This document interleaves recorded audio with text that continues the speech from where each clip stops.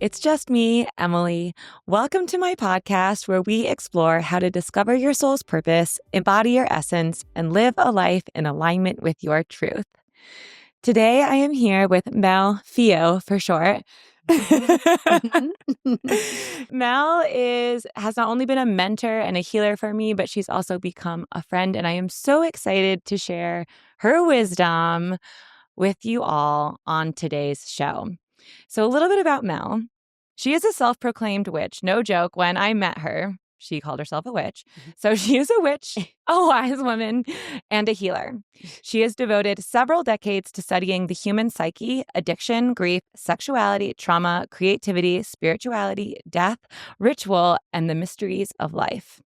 Being an experiential learner and teacher, she has traveled the world to learn from renowned teachers in various modalities such as trauma resolution, altered states, transpersonal modalities, grief, love, eroticism, energy, and magic.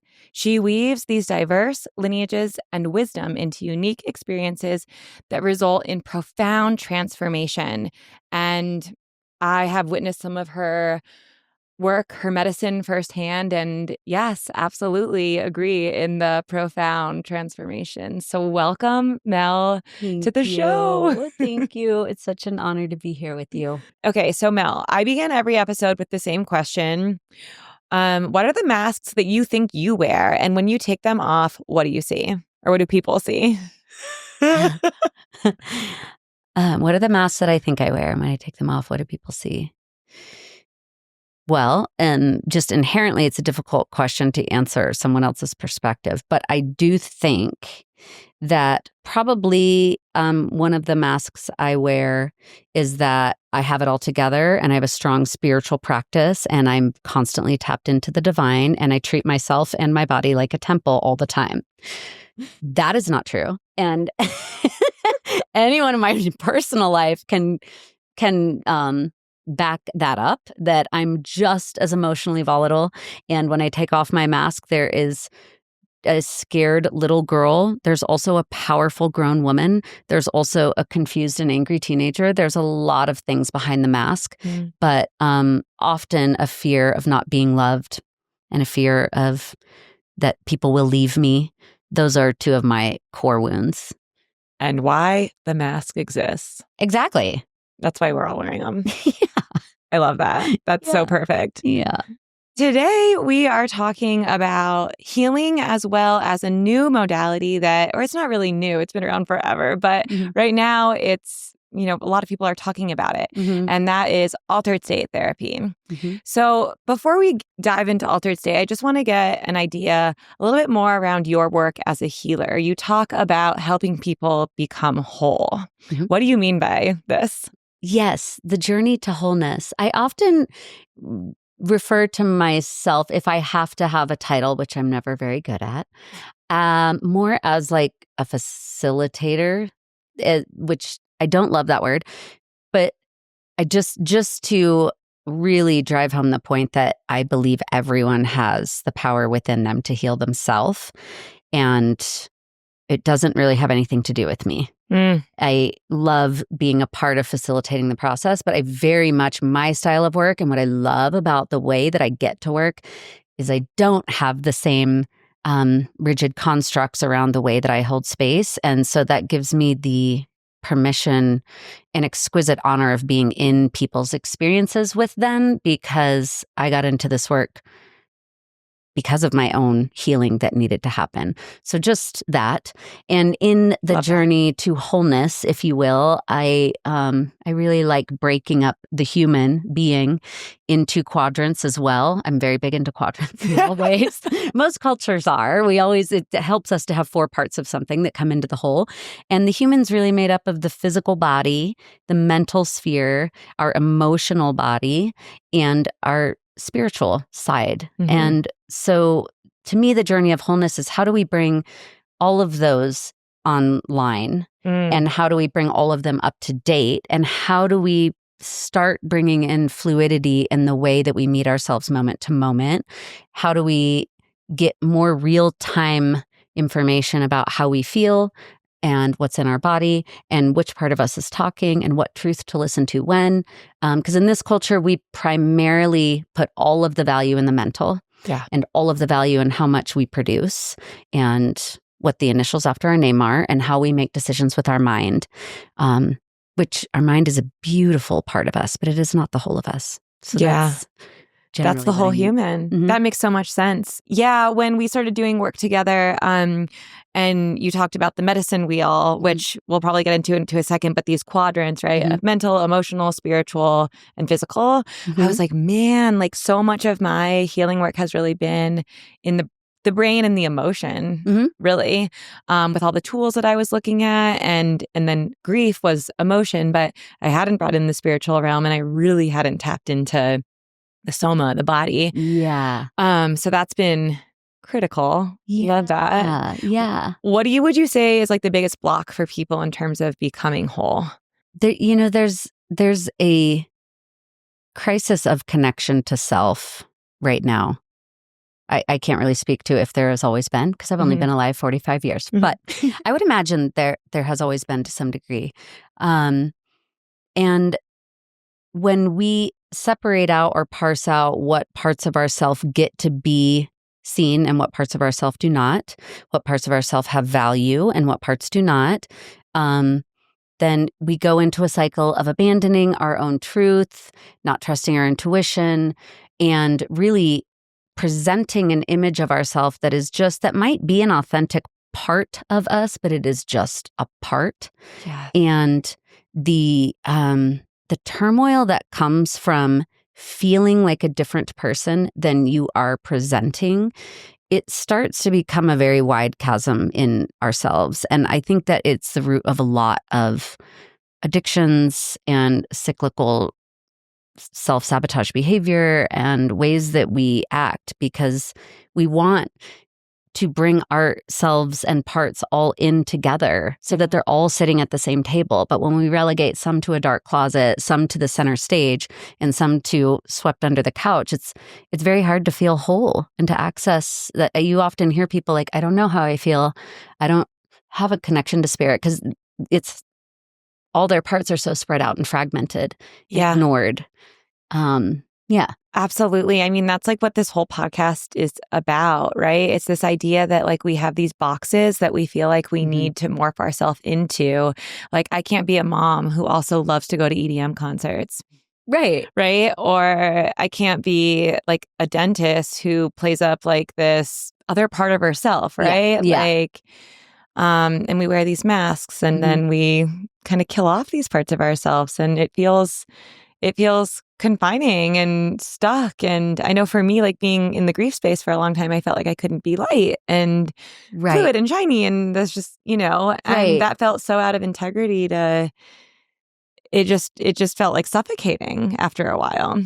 Well, yeah, because the needs of that part don't go away. But if we're not acknowledging them, then they become very sneaky in the way they get their needs met. And that's when you start to see a lot of behavior that's like, that we don't acknowledge. A lot of the unconscious behavior is like, just because I'm denying a need that I have and a truth that I feel doesn't mean it can go anywhere. In fact, it just festers in the dark. And so I think that when we bring light to those places, that's one of the biggest things about eradicating shame is like, we all have it. But the moment that you actually break down and through a moment of deep shame and are witnessed by someone who can hold that, the other side of that moment, the shame doesn't ever carry the same weight because we've brought light into that room. So whether or not we're like really connected to it or can totally accept it, that's a process.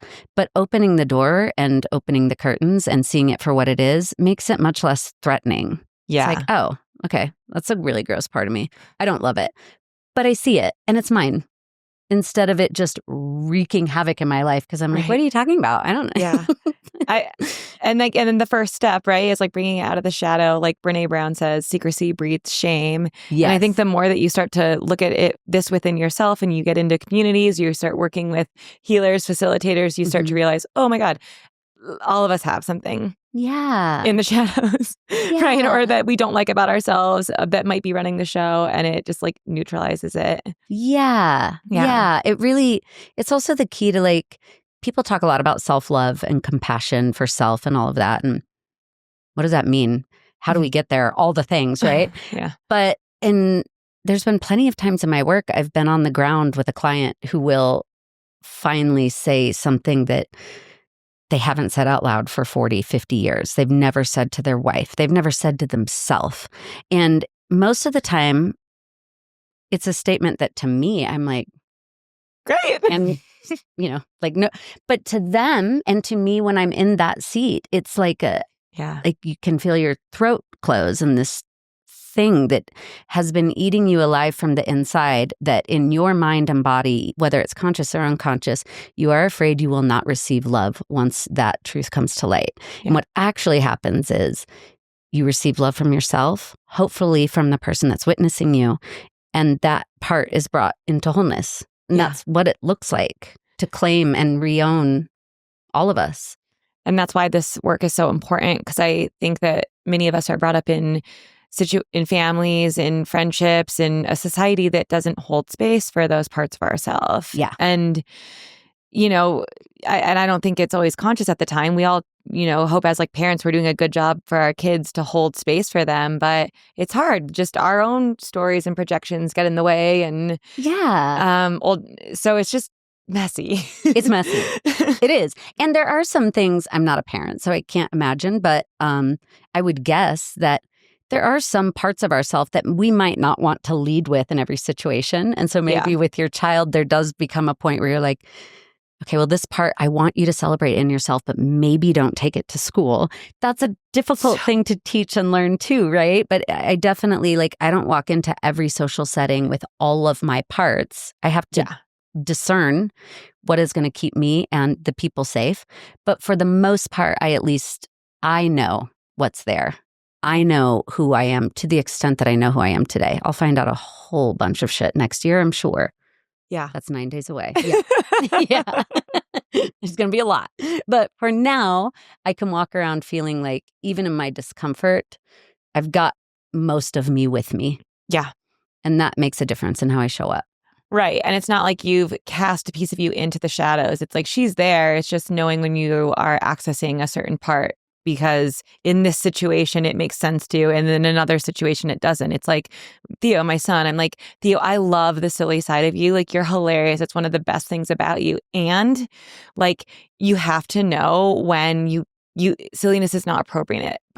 Like if I'm, having a serious conversation with you and you're silly, it comes off as disrespectful. Or with a teacher, it's like literally, it's like, but recognizing that like that's a wonderful part of you, and when to turn it on. Yeah, it's a very beautiful, and we learn all those nuances as we go, and they change day to day, moment to moment. They really do.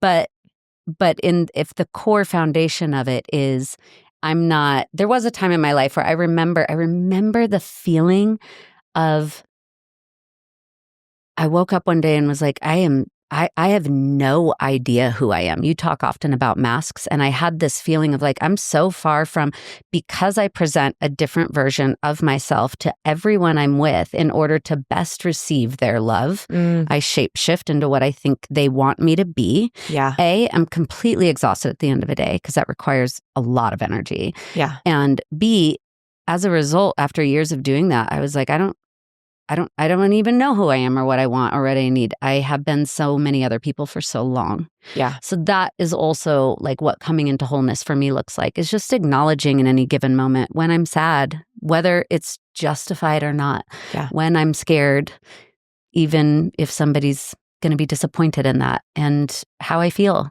and just being with it. Yeah. Love it. I love this work. It's so fun. It's so great. It's so awful. It's all the things.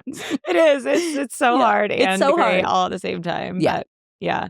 So in the process of becoming whole, how have you seen altered state therapies kind of play a role in that journey? It's a great question. I think that what is so special about altering our state of consciousness, because that's what we're talking about with altered states. Thank you for breaking that down. Yeah, totally. Is, most of the time we're walking around and we're using our conscious mind to navigate through the world. And we know what we know about ourselves, which is mostly based on pattern recognition and things that have already happened. Yeah. So it's actually very difficult for us to imagine something bigger. And altered states can also be talked about as expansive states and coming into places of expansion. What that usually looks like, for somebody who thinks you haven't experienced an altered state, the last time you were at an amazing concert and you were completely present and there was a unified energy with everyone in the crowd, that is an altered state, and that is an expansive state. Things feel hopeful. Things feel possible. There's all kinds of other options of ways to live that come in and seem like, that would be possible for me to live that way. You rise above like resentments you have, and you can kind of see the whole of it, the objectivity of your life and the people in it. When we're in a contracted state, it's much more like narrow focus. There's usually only two options in front of us. We can't really see the big picture. Both are necessary, and we vacillate between both all day, every day. But the expansive altered states really give us a much greater objective view of ourselves and our patterns and the people in our life and the situations in our life. So we're looking at, and we're also looking at what's in our unconscious in altered states. We're looking at what are the drivers behind the behavior. That's what comes up and out, is these moments of mostly self-reflection of like, wow, I actually don't know how to apologize. And most of the time I turn it onto the people I love. Any given thing, but any moment when you can have like a real true reflection, you're probably in an expansive state. You're having an interaction with your unconscious, and you're getting a glimpse of like what's behind the curtain, why the levers are being pulled. Yeah. Why do I push people away when I'm scared? Why, when I desperately feel like I need people the most, do I make sure to push them as far away as possible? Right. That comes from the unconscious. So we can only really, there's all kinds of quotes that are always attributed to wrong people. So I'm not going to pretend that I know who said this, but there's a very famous saying that you cannot solve a problem within the state of consciousness that it was created in. An example of what this looks like is if you have like repetitive patterns that you feel like no matter what you do, you find yourself in the same situation with different people, different contexts, and they're usually when we're triggered in our moments of fear or grief or scarcity. What do? We usually have a routine that we go through automatically. And that pattern is what's actually that's what's actually driving us. So if we go to talk therapy, which I'm a huge fan of, have a therapist, have been in therapy on and off for 25 years. But if that's our only modality of understanding ourselves, we can only talk about what we know in the conscious mind, in this state of consciousness, which if I knew in this state of consciousness why I pushed away the people I love the most, I would probably be able to stop doing it. Accessing the unconscious gives us a fast track to seeing it. We still have to do the work to repair it, though. Yeah. Yeah. Wow, so much. So I heard, like, again, altered state kind of helps you look at the issue, the pattern, the trauma, whatever it may be, with a level of objectivity and non-attachment. It helps you access the unconscious. And what was coming up for me is like, in talk therapy, you are accessing the same story with your brain, and your therapist, which I love talk therapy too, is, asking you questions, digging to get to like that deeper childhood trauma, wounding something that is manifesting unconsciously for ourselves. And, you can do that through dream work as well. But it's, in my experience, it can be slower. And sometimes it's like with the altered state, you can access it. What do you say, like faster or just more in general? Everybody's different, so it's impossible to generalize. But I think that what I see and what most people experience a common thing you'll hear is like in a 24-hour period, you can get through 20 years of work just Right. because the veils are lifted and you can see everything as is. Sometimes that's beautiful. Sometimes it's horrific. Yeah. But seeing it is where you begin, you know? Right. And then I often tell people that I work with, when you have a new thing that you've discovered about yourself, you've unraveled a new pattern, you've seen a new really wound in yourself that wasn't tended to, that's a great time to go to talk therapy and work on that new thing you've discovered about yourself with your mental sphere and develop new patterns and put it into practical use in your life. But I just know, you know, from my own experience, sometimes if we're talking about the same thing over and over two times a week and we don't have any new information. Now, there's a lot of forms of talk therapy that actually do access the unconscious that are very, you know, I've done a lot of EMDR and NLP and things like that, that really try to get you into another state of consciousness as they're asking you questions about memories in childhood. And it's very successful. So I don't mean to I was generalizing in the talk therapy, but totally. Yeah. And same, like we do with my therapist, we talk about it, but then if we come to a stuck point, she's like, well, what have you been dreaming about? And then we go into the dream and we can usually find other information. Yes. Okay. So objectivity, accessing the unconsciousness, does it also give them like a new pathway from the altered state experience? Like in terms of, I guess what I'm saying is sometimes I can like, I've had experiences where it's like the whole universe is inside me, or what it is to like actually like love myself or feel connected to everyone.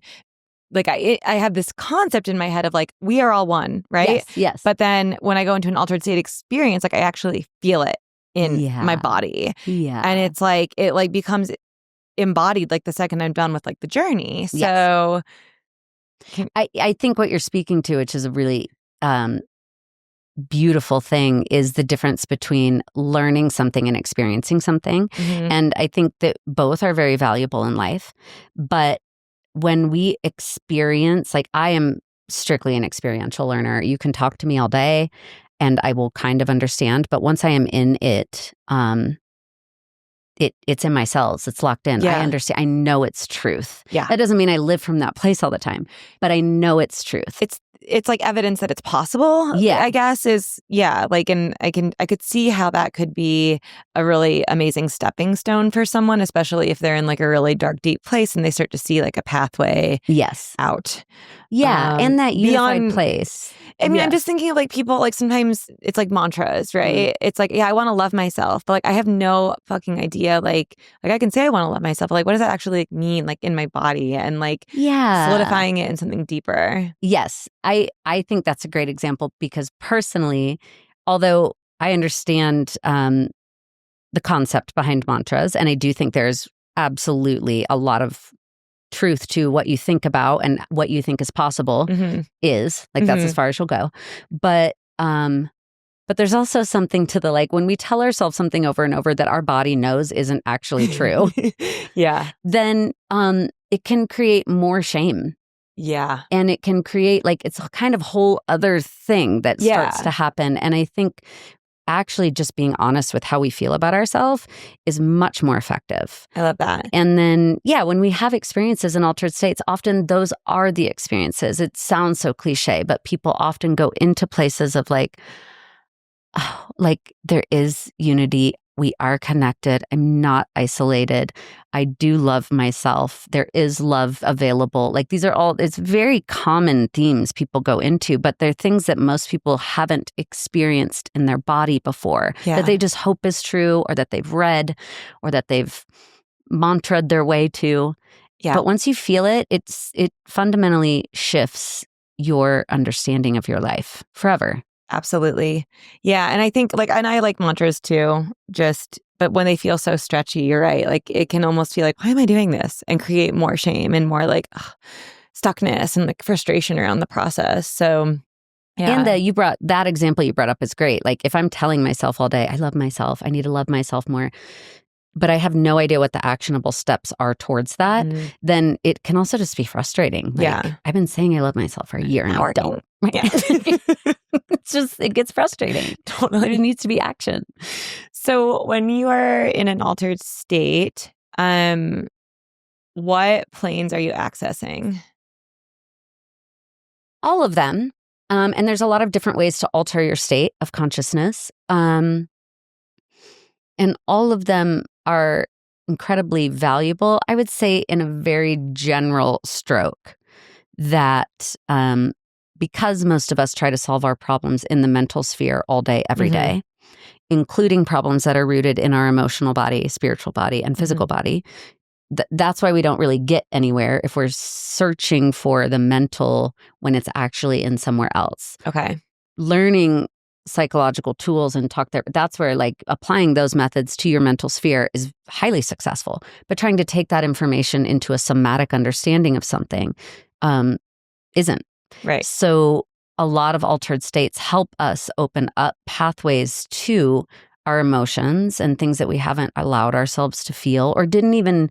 Most of the time, we don't even consciously know we're blocking emotions. Yeah. We just have these incredible defense mechanisms that are built up that are unconsciously deflecting pain and discomfort at all times. Right. So we do have more access to how we actually feel. Some of it's a lot of backlog. Sometimes if somebody hasn't grieved for a long time, then maybe their pet dies and all of a sudden they're grieving decades worth of things. That is in and of itself, I think grief is also an altered state. It becomes a portal. Yeah. Anything that's a portal, right? Totally. And the spiritual side of things is something that is so difficult to define because by its very nature, it is formless. And in altered states, we trust that place so much because it is real. To your point, we feel unity, we feel connected, we feel that something greater is there. And then we don't really have to put many words to it after that. Totally. You know? Yeah, it's like words can't really explain it. It's too small. Like our vocabulary can't define what actually is happening. And and it can diminish the experience. Totally. Completely. Yeah. So when you're talking about accessing each emotional or the different planes, emotional, physical, spiritual, mental, is there a certain like medicine that you would that people would use to access, that a facilitator would use? Yeah, there's all ways of there's so many tools of and modalities to access the unconscious. And there are definitely, I do think there's lots of schools of thought out there. All altered states are good they all have better use cases, some better use cases than others. For example, one of the primary ones is if you're coming into a session, are the problems that you're wanting to face and deal with rooted in a relationship to yourself or a relationship to another? Is a very basic, like there's different, as far as if we're just talking about medicines, and experiences that I've had in my own healing, there have been some experiences that have brought me deep into contemplation with my relationship with myself. And then there's some that stimulate different release of different neurotransmitters that make me relate to other with less inhibition and more ability to be honest and take things less personally. So there's a lot of different medicines that do a lot of different things. And holotropic breathwork is another one that is incredibly powerful and even sometimes more psychedelic than psychedelics. Right. And that really it's a deep portal into self. That doesn't mean like what you come out of that place has all kinds of fruits and gems that will be scattered throughout the whole of your life. But there are definitely different ways to access different parts of yourself more easily and buffer out what you don't want in the experience. Okay. So you said that we talked about like medicines, but then we also talked about breath work. So I want to get like a little bit like clear, like what are some of the medicines that are being used right now, being really talked about, and how are they being used? Like what are the results that we're kind of starting to see? I think what we're seeing right now is like an absolutely endless array of possibilities. But some things that are really common, some things that you can I'll start at the top by saying when we are talking about going into our unconscious and really opening up to our psyche and what it can release, there's absolutely no way to tell, like, this is how this experience will go. This one's going to access your emotions and your heart. Okay. That being said, because we are at the mercy of what's released, I have a deep trust and faith and belief that my psyche will release what the next nugget that I need for my own personal growth when I need it. And that any plan that I have of like, I'm going to work on this part of this healing or this relationship, pales in comparison to what my body, my spirit, and my heart actually know is next for me. Yeah. So when I go in with a mental idea of what I'm there to heal, if I stay stuck on it, I'm just in my own way the whole time. Yeah. If I'm open to what the next thing is going to be brought to me from the parts of myself that I'm trying to access, it's incredible what can come out. Now, that being said, in the world of medicines, MDMA is a perfect example of something that is not truly psychedelic, and it's very much a medicine of relating to other. Mm-hmm. I've had very deep experiences in a solo practice with it, for sure. But primarily, it's amazing to be able to really get into some pretty deep emotional parts of yourself with objectivity, with a buffer, with a little bit of distance of like observing it, watching it, and being able to interact with it much more than some other medicines that might take you right into the pain that make it very difficult to interact with. I see. And you can see that one of my favorite things that a beloved friend of mine says is that struggle in this life is inevitable, but suffering is a choice. And I feel like MDMA is really, that quote speaks to that. You can kind of see everything, and most of the time it's a pretty pleasant experience in my experience. And then there's, like if you look at psilocybin's being used for all kinds of things. Psilocybin is kind of known for a little bit more connection to the divine, for that tapping into something greater and that unified field and that feeling of being connected just by its very nature of what it is and how mycelium works. It makes sense that that's what it would do. Yeah. So it's able to get in nooks and crannies of like, the article I was reading last night was all about working with people that are terminal, have a terminal illness or are end of life, and helping them come to terms with and come into relationship with their life ending. I know. I wish that was around for Ian. Oh, it would have been like so beautiful for him. That yeah. It's quite a thing watching what's happening to people in just one session and how nothing changes, but everything changes. That's the thing about altered states. You come out of a session, your life is exactly how you left it.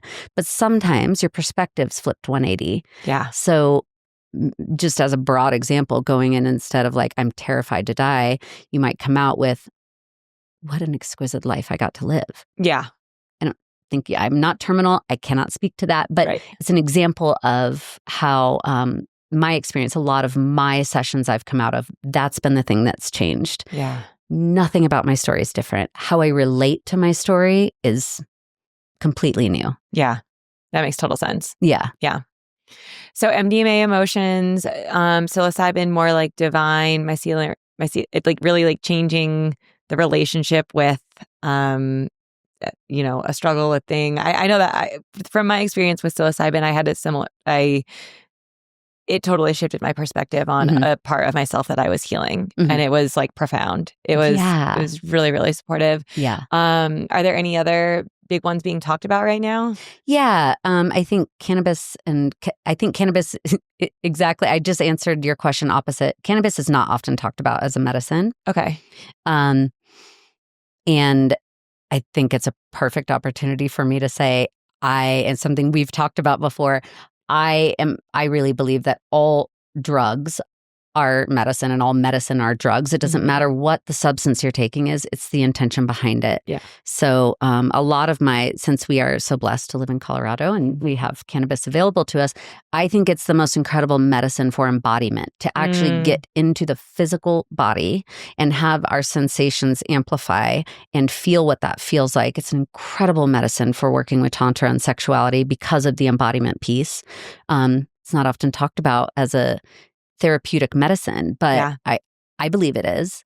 I mean, they use it for cancer. Right. Yeah. They use it for a lot of things. But, It's so, and ketamine is another one that is it's interesting. It goes a lot of different ways. I've had a lot of different experiences with it. There's a lot of delivery methods for it. And in my experience, they're all very different outcomes. The process of getting to where I need to be, but they vary with a range of personal to transpersonal. All of the experiences with psilocybin and ketamine is like, sometimes I'm very much in the nitty gritty of my life, examining past traumas and relationships and decisions I made. And sometimes I'm in the ether of like really understanding what an archetypal energy actually is and why it's important as a framework in my life. And feeling like you go on these fantastical otherworldly adventures that you often hear about. Yeah. Doesn't always happen, but when they do, there's so much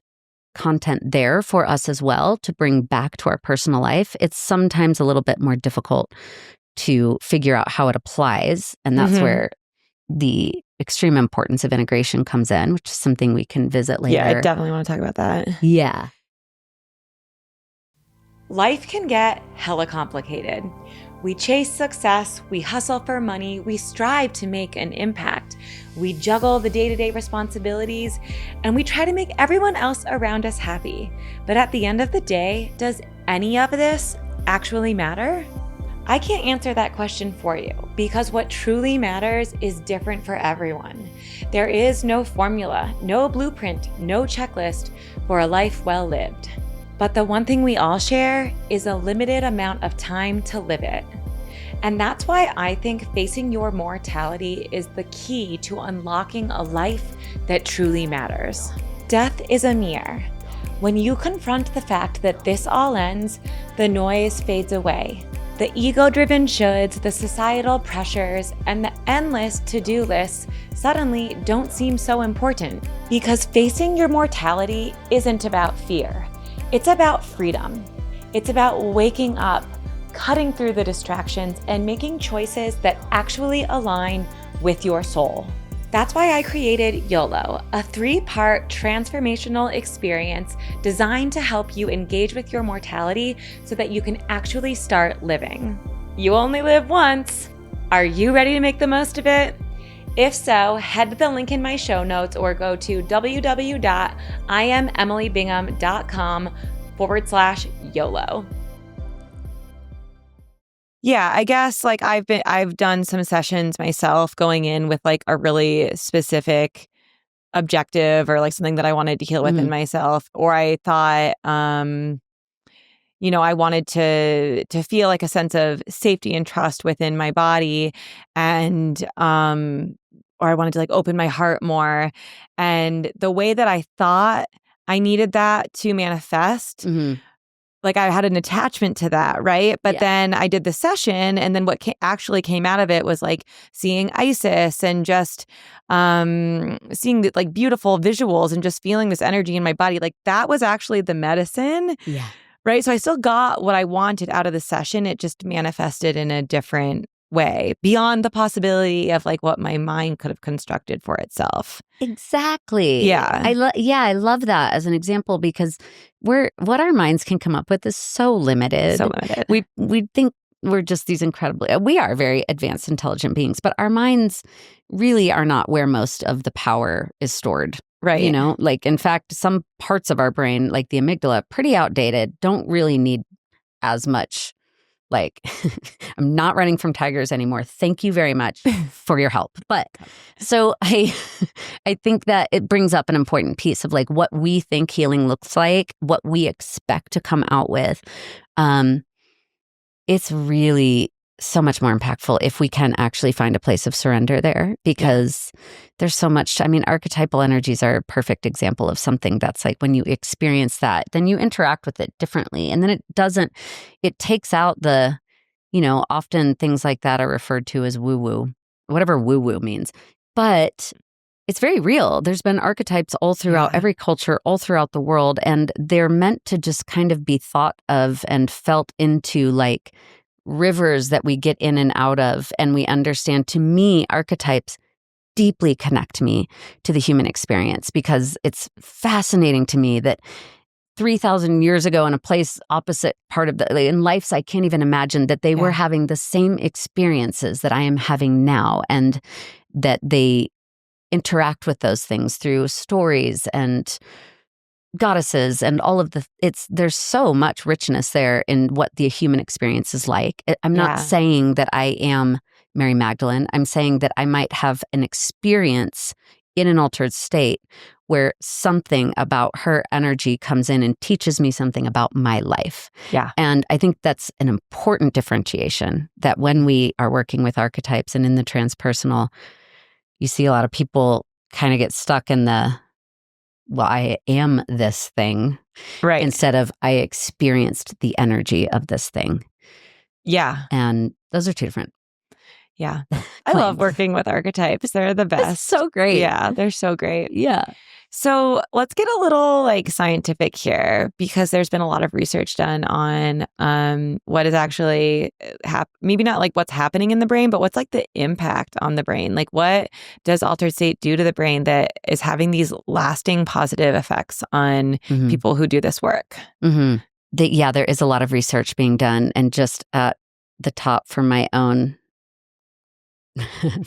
self, I have to caveat, there's so many voices in these arenas right now. Okay. I'm speaking about my experiences and my truth and my perception of all of these things, Perfect. Yeah. I'm not a doctor or scientist, but I've had a lot of experience in these realms. And what we are seeing in the realm of neuroscience is that we can reopen critical learning periods after an altered state experience. And what that means is the places where we had these moments in our life that some kind of micro or macro trauma happened, and we suddenly live our life differently because we made a decision on how to have self-preservation in that moment. We can go back to some of those places and relearn a new way.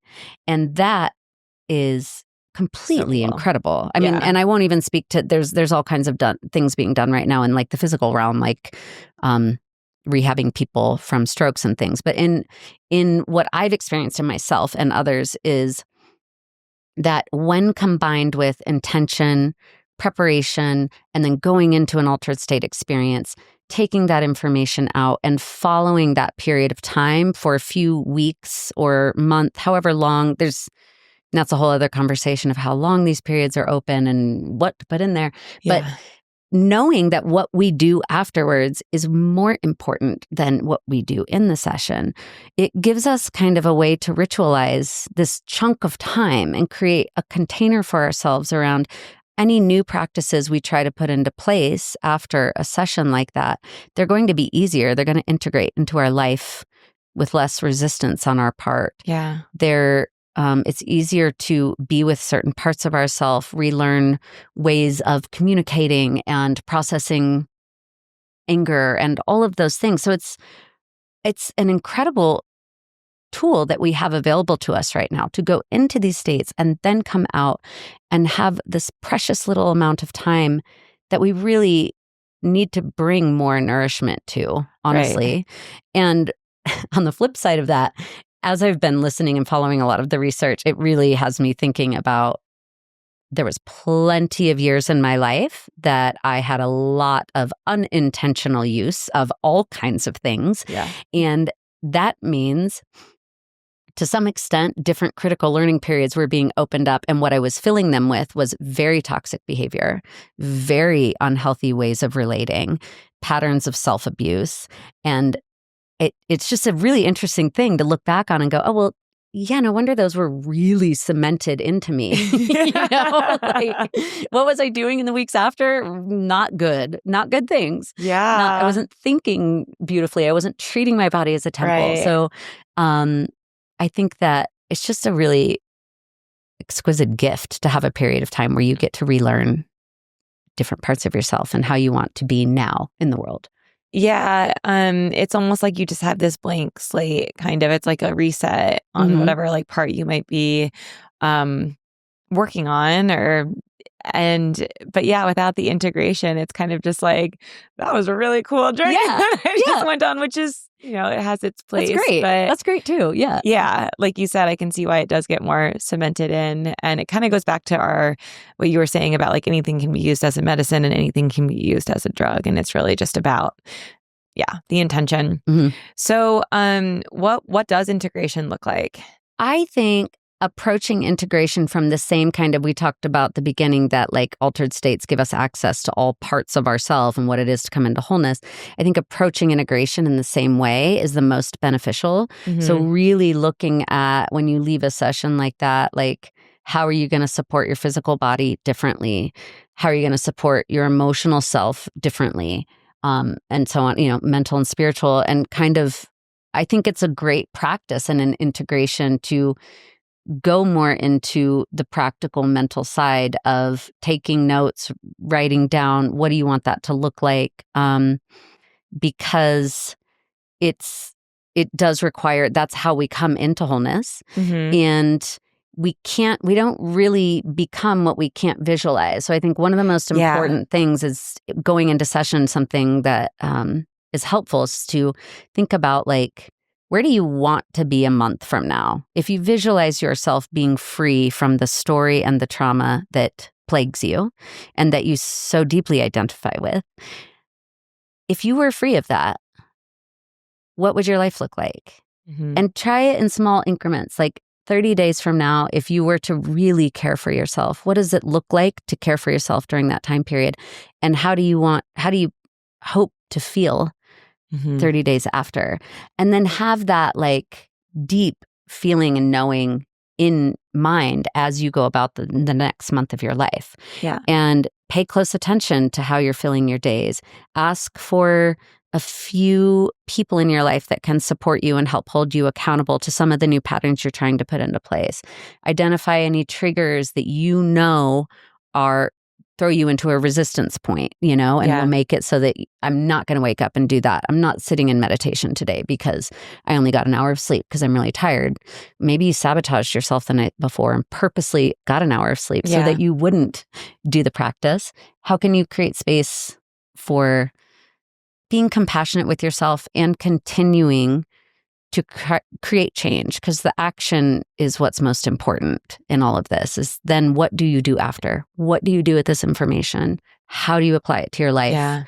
And how do you hold yourself in high regard enough to be worthy of the life you want? That's a big one. Yeah, totally. Absolutely. Yeah, I remember I did a holotropic breathwork session and I did not carve out time for myself after to integrate. And I ran like right into having to be a mom and with my kids. And it was like, I will never do it again because I was so like activated in that state. And I can't quite remember how it went because I think we did obviously like kind of come down, but I just felt so irritable trying to, rush right back into life. It was just not an ideal situation. So I think the integration piece is so key. Yeah. And it really is just about awareness. Mostly integration is just about awareness, just being aware of exactly that. Like you did learn something in your integration that you need more space after your next breathwork session, Absolutely. Right? So like that's valuable information. And a really important piece of altered states and talking about going into expansion is knowing like expansion and contraction are like the in-breath and out-breath. They're going to happen both consistently throughout our day and throughout our life. They both exist for good reason. Like when I'm paying my bills, I need to be pretty contracted to be paying attention to the details and cutting out the periphery and figuring it out. When I'm at a beautiful concert or sitting on the beach with a loved one, I can be in an expanded state. But often when we come out of expanded states and we start to contract again, we because we're so used to having negative thoughts and stories about ourselves, we perceive it as a part of ourselves that's broken. We're never going to get better.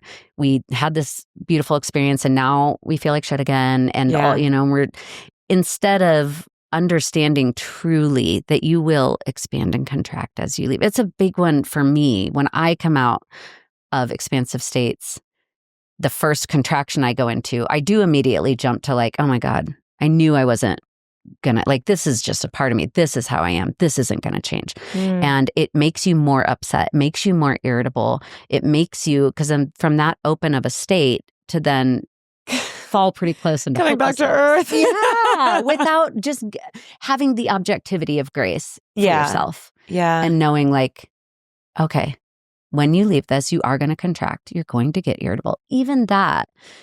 Yeah. And I just think I wasn't prepared for that first time. And I also think with like breath work, I was like, oh, it'll be fine. Like, it's just breath work. I know breath work is the most intense. But I was like, if I were to do like a psilocybin journey, like I'm like, the kids are not staying with me. Like I have like a total like cocoon mode. So I just hadn't prepped myself, but I was like, wow, like, yeah. You need time. Yeah. It's like just like slowly opening your eyes even, after you've been in like a deep meditation. It's just like the transitions are so important. That's something you've taught me. They're so important. Yeah. So we talked a little bit about like the science of what's happening in the brain. I have felt like on any altered state journey that I've done, I've like literally felt the divine and like this connection to spirit. I'm just curious about what is your take on the power of psychedelic, or not psychedelics, but any altered state in terms of connecting us to something greater? I'm not going to speak to this so intelligently, and I honestly don't really care. I just have to say that up front. But Johns Hopkins, even in their like measuring of people's experiences, right? And they're measuring things on a very observable scientific basis. Yeah. But one of the things that they cannot quantify is the mystical aspect of the experience, but they talk about. And I think that viewing altered states through a lens of we know there's a million different ideas of how long, but we know for a fact that most cultures on this planet have altered their state, that all the way back for thousands and thousands of years, pretty much most cultures have a way that they alter their state, even if it's some of them, like the Sufis twirl and twirl and twirl and twirl until they're in an altered state. Wow. In the Amazon, they drink ayahuasca until they're in an altered state. And there's a lot of ways to alter your state, but we know that it's been done throughout time. And a lot of that time, like my friend James says, before there was science, there was magic. And so we didn't have a way to quantify all these results, right? Yes, girl. But and now we do. And that's a superpower. So using the blend of what we're finding scientifically, especially on how to keep people safe, how to really do a good intake with people, contraindications, holding people carefully, and then leaving the rest of it up to spirit is what has always been done. So the fact that in our culture at this time, we talk about it as if it's so wild and out there as a belief, that's a very new thing that we... It's very new. You know, that very old. It's a very old, but it's a very new thing that we don't count that as important or real. Right. That it's like this imagined state. It's very much, but it's been going on throughout time. And it's, I think what happens is people connect to something greater, and without connecting to something greater, and sometimes for people what that looks like is true unconditional love for themselves. Sometimes it happens really deeply with nature, that a lot of times nature is very awe-inspiring, so we can be outside and observe the way that the environment is and see ourselves in it and feel very small in a good way. Yeah. Like, oh, I am just like this tiny ant, and I feel great about that, you know? And so there's all different experiences. Yeah, like that's great news because I don't want to pay this collection bill. But that's a whole other thing. But what happens when we do connect to something greater? And I often think with people that are it's an essential piece of the process, because if you don't actually have any belief that you're connected to something and that there's something out there that's got you, then why would you try to go down a road of creating massive change? Why would you try to make like a really big leap in your life if you don't have any inkling that you'll be caught? Right. Or why stick around if you're in a place of so much suffering, if there's nothing to tether you back, to this earth? Yes. Yeah. So I think I think it's the most important part of these experiences is the parts of ourself that truly have an experiential understanding that there's something bigger going on here, that there's way too much, there's way too many unexplained imperfections that even created life on this planet, and the synchronicities and energies around us all the time. You can be in relationship with that however you want, but if you don't have any relationship with it, it's hard to create change in your life. Yeah, and I think it's hard to have a relationship with it if you haven't grown up that way. Mm-hmm. I mean, I was raised Catholic and I just followed whatever the orders of the church and kind of just got through it. But I was like, I don't know what any of this means. And then I just started really exploring spirituality recently. And so I like all these concepts sounded like, yeah, that makes sense. Like we're all connected, we're all one. But then just going on a journey, I was able to just really like feel that and like really believe it like deep within my heart. Like I remember on a psilocybin journey, I just started crying because I was like, I just love like everyone who's here with me. And I was genuinely like so concerned and just making sure like I just hope they're all having a good journey too. And like to feel that connectedness, like it just gives you like it just opens up a whole new pathway of possibility around what that even means. So I love it I love the altered state journeys for all of the reasons that we've talked about, but particularly for the spiritual connection. Yeah. I mean, it's an incredibly gorgeous part of it because there is something to, if we think we're alone, and I'm not even talking about God, just connected to other beings, connected to the planet that's under our feet. If we think that we're truly alone and that there's no pattern to this, then it justifies, it backs up our isolation and our like, my problems are unique and no one really understands how I am, those are my favorite games to play with myself. You couldn't possibly know what my life is like. But those experiences teach us that like actually it really boils down to some very few key core unmet needs. Yeah. We want to be loved. We want to be witnessed. We want to feel like we're connected to something. And all of those are possible and consistent experiences in altered states. Yeah. So true. I love that. So we kind of talked about like how altered state journeys can be like really like light and beautiful and like we're accessing love and like connection with one another. And a big and. Yeah. There's other medicines or journeys, experiences that you can have that can turn like pretty dark.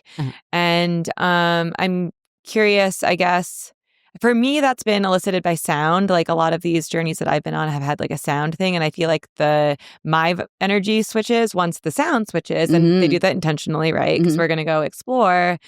It's like, we've just had a fun, like, frolic in the rainbows. And now we're going to go, like, explore some of the shadows, right? And, like, the images can be intense. And so I think, what would your advice be to someone around, like, when you come into one of these, like, harder images or areas that you don't want to look like, what's the go-to? What do you do? It's a huge question. In any altered state or any state, like what does it look like to actually surrender?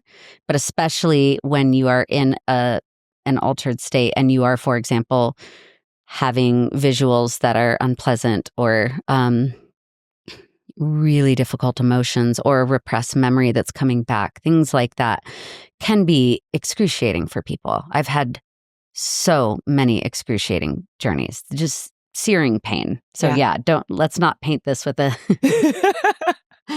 everything's always great. But those experiences are just as, if not more valuable. But what is really important in that space, that what I often do with people is, in any case, me personally and with myself, what it looks like is to come back as much as I can to my body in that moment. And sometimes that can even be a scary place because people have this psychosomatic response that they might think when they can't process an emotion, then they'll focus in hard on like, oh, my heart's beating too fast, and maybe I'm in danger, right? And Right. that's Yeah. such a common thing to bring it back to a physical symptom that you're afraid of, because you can have real fear there justifiably. If you're with a skilled person, it's just a way that you're avoiding an emotion coming up. Yeah. It's a very effective one. But what it looks like to really be with all that is going in. I spend a lot of time with myself and others talking about leaning in. It's what you're there for. And in no way, shape, or form can anything that you're remembering, seeing, or experiencing as a feeling actually harm you. Right. Right? But interestingly enough, we are terrified of those things as if they could. So trying to keep that in people's minds ahead of time, like, it's kind of the point in some ways to find the things that are terrifying and look them straight in the eye, because as we spoke to, like, looking shame and fear in the eye diminishes their power. But in the practice of being in that place in the moment, there's a lot of ways you can help move someone's energy. Sound is a great example of, I work with one of the most incredible, talented sound healers of all time. And the way that she can move energy in a room with sound is one. I do a lot of energy work myself and have a lot of people work on me energetically, but it's also, it's just bringing people back into their body in the present moment, into like your breath, into feeling what it is like in here and now. Yeah. And being able to stay with whatever pain is arising and simultaneously be in this present moment and know that you are safe. Yeah. The amount of times I say to myself or others, you are safe, you're safe.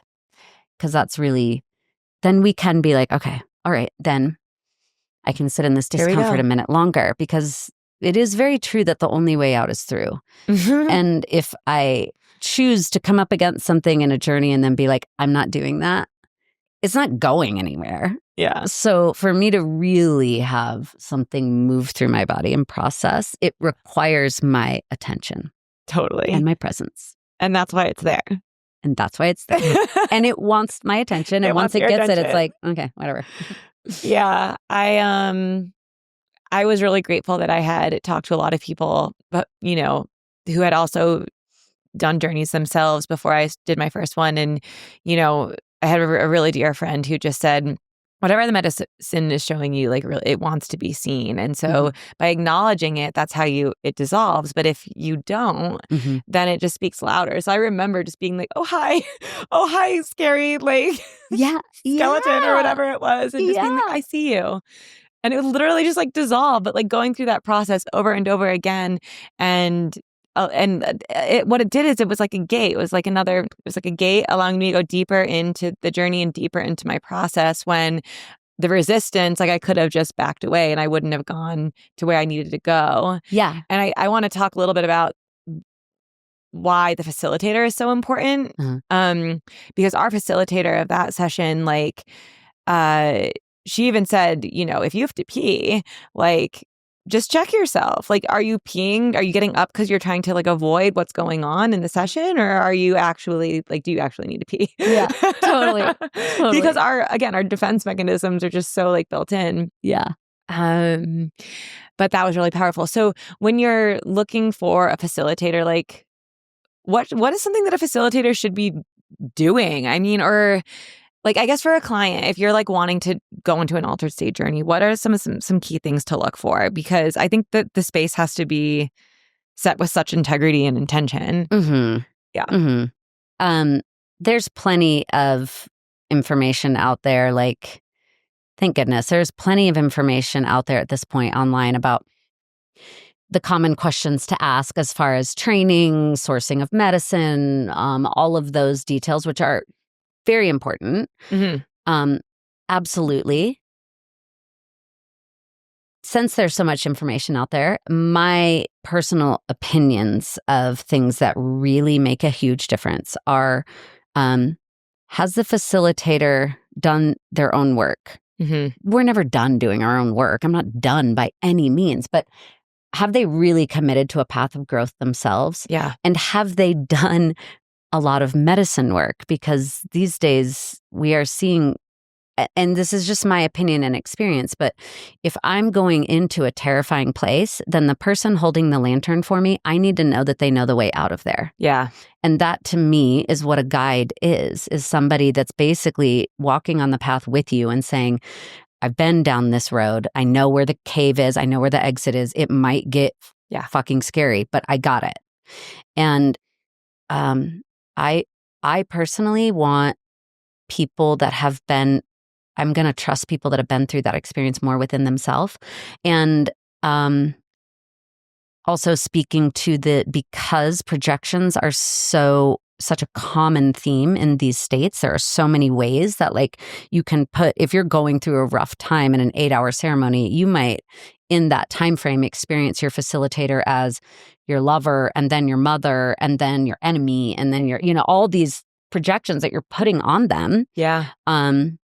It's really important for the facilitator to be able to be a clear channel and not take anything personally, your failures or your successes, or however you want to look at that. Like, you don't want somebody that is going to take too much claim and put themselves in there in your experience. Because for example, what I mean when I'm talking about that is if you have a facilitator who is still like in an active dysfunctional toxic relationship romantically, and you're going to them for tantric work and they put you into medicine ceremony or something, they're going to see on you what they have hidden. Yeah. That's what we do. I mean, that's happens with therapists, like any type of. Yeah. Right. But your psyche is so vulnerable in these states that you really don't. It's some of the things you hear people tell other people in these sessions, and then it becomes their truth. Yeah. There's a very different. It's different thing to hold space for somebody and relate, and then to come in and tell them like. I mean, what's coming up for me there is it's like in a talk therapy session, it's like you're still using your conscious brain, and you can kind of be like, yes. Yeah, yes or no, right? Mm-hmm. Whereas this is like, it's almost like your whole unconscious psyche is like open. And like if someone were to come in and like plant something there that's not yours, and you like wouldn't even really understand. I mean, obviously you're conscious, like you're aware that it's happening, but like I can see how that could be really dangerous. Really dangerous. Yeah. I've heard of some extreme examples of this, but just in general, I think, some really important factors that people don't talk about a lot are, has your facilitator done a significant amount of medicine work on their own for themselves? Yeah. And are they committed to a path of growth currently? That doesn't mean their life is perfect. I mean, I was working with clients in relationship realms while I was going through a divorce. Mm-hmm. So it doesn't mean your life is perfect. It means you're committed to moving towards the discomfort and trying your best to unravel the patterns that hurt you and others. Yeah. And being truthful about where you are in that process. And you generally work with people that are in line with where you are. That's just kind of how it works. Yeah. So I think those things are incredibly important. And of course, you want to know that you're safe in somebody's hands, that they know how to look through a medical intake and look at your medications and your psychological history. But it's really important that they know when they are seeing parts of themselves or they're seeing you and what their energy is like, especially sexually. If their attraction or desire comes up, that's a very human moment. What you do with it matters a lot in that moment, in those spaces though. Oh my gosh, I can imagine. Mm-hmm. Yeah, anytime I've done any type of altered state, I've loved having an interview, like an intake form, like all of that. It's like really creating that safe container. I've heard stories of like ayahuasca journeys with like 70 people where imagine like 70 people all throwing up at the same time. Like, and so I guess one more question too is like, what would you say like one-on-one versus like a group setting for anyone who might be interested in like exploring this work for themselves? There's different, some people, it kind of depends on the type of person you are. Some people really need the experience of doing a private session when going face to face with unconscious parts of themselves that they've never met, because it's really intimidating to think about doing that at the same time as meeting new people and letting yourself be witnessed in that much, state of surrender.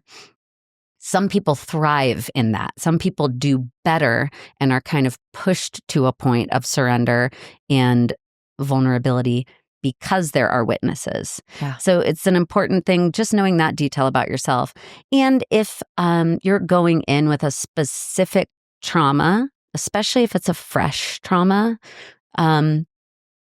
working with people whose children have killed themselves, working with people who've lost a spouse, working with veterans, like these things, veterans are their own thing because I think there's certain groups of people that do better in the group, alcoholics and drug addicts, things like that. But having an individual session, if you have a high recent trauma, is really, it's very beautiful way to have somebody whose attention is solely on you the whole time. You don't have that aspect of you that's trying to even unconsciously people please or make yourself look a certain way in front of others. And you can really take up the space with what you need from it because it's all yours. So navigating group dynamics can sometimes be difficult if you have a fresh trauma. But on the other hand, for me, individual work was deeply impactful. But for me in my healing, because I have such an aversion to vulnerability because of the ways that I have been hurt and hurt myself, one of my stories is that I need to at all times take care of myself. And I need to have my shit together and I need to look like strong. And so the healing that came from being completely out of control and totally broken open in front of others and looking up into their eyes with embarrassment and shame in my body and being met with only love. Like in that instant, I just got chills. I really want to cry. Yeah. Yeah, it is like that was what gave me the experience of feeling like I am actually totally and completely loved as I am in all of what I perceive as brokenness and beauty. So the witnessing can be very powerful too. Yeah, totally. I can see the pros and cons of both. Yeah. Absolutely. And it's just like figuring out what you need in that moment. Yeah. Yeah. Okay. So how did you, why did you start exploring this work for yourself? What brought you into, I don't know, perhaps wanting to become more whole for yourself? So many things, as most of us have long and winding stories. But to not make a 24-hour podcast, in the interest of time, I had a really tough adolescent period, you could say. And I was met with things that I could not process. And the way that they affected me was I basically just made a decision at a very early age that the world was unsafe and that everyone left. And what I did, and I also think that I had a lot and still have a lot of access to life force energy in my body. And when you don't know how to be in relationship with energy in your body, it can feel, everything's very intense. Yeah. And the way that I would internalize that intensity or then look for that intensity, I feel like I was constantly trying to write storylines or patterns or things that were done to me. I was constantly trying to rewrite them by redoing them and inevitably just creating more and more trauma along the way. So at a very young age, I was almost 17 when I went into my first drug and alcohol abuse treatment center and then went to 3 or 4 more and has been a long road since then. And my path of healing in the beginning was very much based in AA. I have a massive, profound respect for that process and that protocol, methodology, whatever you want. The way that they gather, it's still like, it's just so pure. And to be in relationship with others, again, being witnessed by people that you know can relate in certain settings is like very powerful. Yeah. But there was always a thread, no matter what I was doing, no matter what kind of healing modality I was doing. Basically, throughout all of the healing modalities I was trying and really, really, really giving it my all in a lot of them, I was making the same I don't want to say I was making the same mistakes. I was experiencing the world in the same way over and over. And one of them, I remember very clearly this moment where I was reading back through a journal and noticing that every single story in my journal was the same, but the names were different. Like I was recreating patterns with different people over the course of time, but exactly the same. And I was like, well, I don't how can I find these things? I genuinely want to. And so that's what brought me to this. And it was a tricky transition for me coming from sobriety. I wasn't completely sober at the time I started Altered States, but I also had a complex relationship with substance. So, and I think that's a common theme out there. The substances that are currently being used for these sessions are not addictive substances, and they aren't things that you would generally care to use casually. Yeah. For the most part, for a lot of reasons. But a fun night out on ayahuasca. Yeah. Just like a casual 18 hours of mescaline. No. So I found so much power in the, very confronting, but I got what I was looking for. I found the origins of a lot of the stories and patterns that I run, and therefore could get closer to them to start to repattern them. I'm still doing that work, and I will forever. But it's changed the course of my entire life and every relationship that I have, and countless other people that I know feel the same. So, if you are someone that feels like you can get into the depths with people because you've been there, then I think it's a beautiful place to learn. I love it. Yeah. So it sounds like it was Altered States gave you the pathway that you were looking for when you had tried everything else. They gave me the keys to the locks that I could see. Yeah. I just couldn't get behind the doors. Yeah. So for someone out there who is interested in doing this work, can you give like 1 or 2 tips to just get started? Yeah, I would say, we are in a place and time where you can do your research online safely. Yeah. In certain places, Colorado definitely. And I actually don't have any idea how that works, like where you're searching from. Don't listen to me on that. But you can find, I think also if you have someone in your life that that is a quirky, someone that's like, oh God, they've probably been to a yoga retreat. Maybe they've done ayahuasca. Asking people can be awkward to ask though. It can be awkward, but there's signs. If they have feathers in their hair, they've done it. Okay. Those of us that have tattoos of deities, just ask us. Like, we have a network. So there are ways. I do think that in person, like people that that have sat in safe places, that's the best place to find it. If you don't have access to that, then there's plenty of people coming online, especially really degreed, well-respected people that are becoming licensed in legally offering ketamine sessions and psilocybin sessions and things like this. So doing a good amount of research, asking the right questions, but really tapping your network. There's got to be one person in there. Yeah. That's spend Look some for time. the weirdo. Yeah. Who in your life goes to Peru? Like, I love it. Yes. Great advice. Thank you so much, Mel, for sharing your wisdom and expertise. I know it's going to help so many people. I hope so. Beautiful. Yeah. Thank you so much for listening in to It's Just Me, Emily. I hope that you enjoyed the show. If you did, it would be a great honor if you could subscribe and then leave a review. And if you do so, I will send you a beautiful hardback copy of my book, Love and Grief, to the first 20 people who subscribe and leave a review. When you do that, it just helps my podcast get boosted and more people will be able to come in and view the show. Thank you guys so much for tuning in, and I hope to see you in another episode.